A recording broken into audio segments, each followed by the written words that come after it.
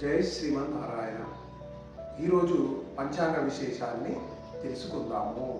ఈరోజు 21 అక్టోబర్ 2025 మంగళవారం. ఈరోజు చాలా ప్రత్యేకమైన రోజు. విశ్వావసునామ సంవత్సరము, దక్షిణాయనము, శరదృతువు, ఆశ్వీజ బహుళ అమావాస్య, మంగళవారం.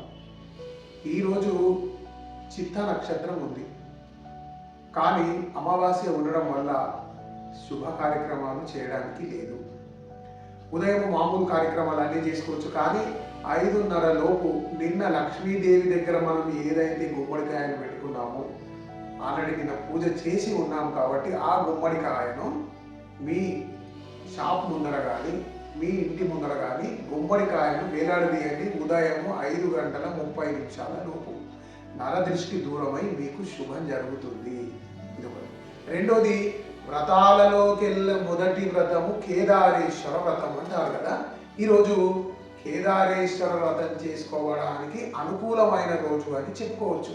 ఎందుకంటే పరమశివుడిని ప్రార్థిస్తూ అందరికీ వాళ్ళ ఆచార వ్యవహారాల్లో ఈ కేదారేశ్వర లోపు చేయడం అనేది 21 ముళ్ళు వేయడము, 21 రకాల పండ్లు పెట్టడము, 21 రకాల ప్రసాదాలు నైవేద్యంగా పెట్టడము, 21 ముళ్ళు వేయడము అనేటువంటిది ఈ కేదారేశ్వర లోపు. దాని తర్వాత హస్తానికి కంగనంగా కూడా కట్టుకుంటారు. కాబట్టి ఈరోజు ఈ కేదారేశ్వర వ్రతం చేయడానికి కూడా అనుకూలమైన రోజు అని చెప్పుకోవచ్చు. మంగళవారము, అమావాస్య కాబట్టి శుభ కార్యక్రమాలు ఏవి చేయరాదు. అట్లా అని చెప్పి రోజువారీ కార్యక్రమాలు ఆపడానికి లేదు. మామూలుగా మీరు చేసుకునే పనులన్నీ చేసుకోవచ్చు.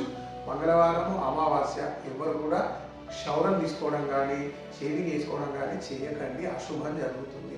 కాబట్టి శుభం జరగాలంటే కొన్ని నియమాలు పాటిస్తే మనకు చాలా మంచిగా ఉంటుంది.